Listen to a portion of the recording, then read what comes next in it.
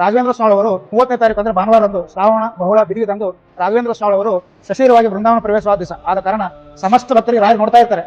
ಭಕ್ತರು ಬಂದಿದ್ದಾರೆ ಅಂತ 4 ಕಣ್ಣಿಂದ ನೋಡ್ತಾ ಇರ್ತಾರೆ. ಬಹಳ ವಿಶೇಷವಾಗಿದೆ. ಆದ ಕಾರಣ ಶ್ರೀ ಗುರುಭ್ಯೋ ನಮಃ. ಪೂಜ್ಯಾಯ ರಾಘವೇಂದ್ರಾಯ ಸತ್ಯಧರ್ಮ ರಥಾಯ ಚ ಭಜತಾಂ ಕಲ್ಪವೃಕ್ಷಾಯ ನಮತಾಂ ಕಾಮಧೇನವೇ. ಜಗದ್ಗುರು ಶ್ರೀಮನ್ ಮಧ್ವಾಚಾರ್ಯ ಮೂಲ ಮಹಾಸಂಸ್ಥಾನ ನಂಜನಗೂಡು ಶ್ರೀ ರಾಘವೇಂದ್ರ ಸ್ವಾಮಿ ಮಠ ಬೊಮ್ಮನಕಟ್ಟೆ ರೋಡ್ ಶಿವಮೊಗ್ಗ. ಶ್ರೀ ಶ್ರೀ ಶ್ರೀ ಮಂತ್ರಾಲಯ ಶಿವದೇಂದ್ರ ದತ್ತ ಶ್ರೀಪಾದಂಗಳವರ ಆಜ್ಞಾನುಸಾರವಾಗಿ ಇದೇ ತಿಂಗಳು ಆಗಸ್ಟ್ 29, 30, 31 ಈ 3 ದಿನಗಳ ಕಾಲ ವಿಶೇಷವಾಗಿ ರಾಘವೇಂದ್ರ ಸ್ವಾಮಿ ಅವರ ಆರಾಧನಾ ಅತಿ ವೈಭವದಿಂದ ಮಾಡ್ತಾ ಇದ್ವಿ. ಕಾರಣ ಸಮಸ್ತ ಭಕ್ತರಿಗೆ ವಿಶೇಷವಾಗಿ ಆಧಾರದ ಮತ್ತು ಸುಸ್ವಾಗತದೊಂದಿಗೆ ತಿಳಿಸುತ್ತಾ ಈ 3 ದಿನದಲ್ಲಿ ವಿಶೇಷವಾಗಿ ರಾಯರಿಗೆ 3 ದಿನ 108 ಲೀಟರ್ ಕ್ಷೀರಾಭಿಷೇಕ, ಅಷ್ಟೋತ್ತರ ಪಾರಾಯಣ, ಹಾಗೆ ಬಂದಂತ ಭಕ್ತರಿಗೆ ತೀರ್ಥ ಪ್ರಸಾದ ಈ ಎಲ್ಲಾ ಕಾರ್ಯಕ್ರಮ ಇರ್ತಾ ಇದೆ. ಆದ ಕಾರಣ ಸಮಸ್ತ ಭಕ್ತರು ಈ ಕಾರ್ಯಕ್ರಮಕ್ಕೆ ಭಾಗವಹಿಸುವುದಕ್ಕೆ ತಮ್ಮಲ್ಲಿ ವಿಜ್ಞಾಪನೆ ತಿಳಿಸುತ್ತಾ, ಇನ್ನು ವಿಶೇಷ ಏನಂದ್ರೆ ಈ 355ನೇ ಆರಾಧನಾ ಮಹೋತ್ಸವ ಅಂದ್ರೆ 30ನೇ ತಾರೀಕು ಬರ್ತಾ ಇದೆ.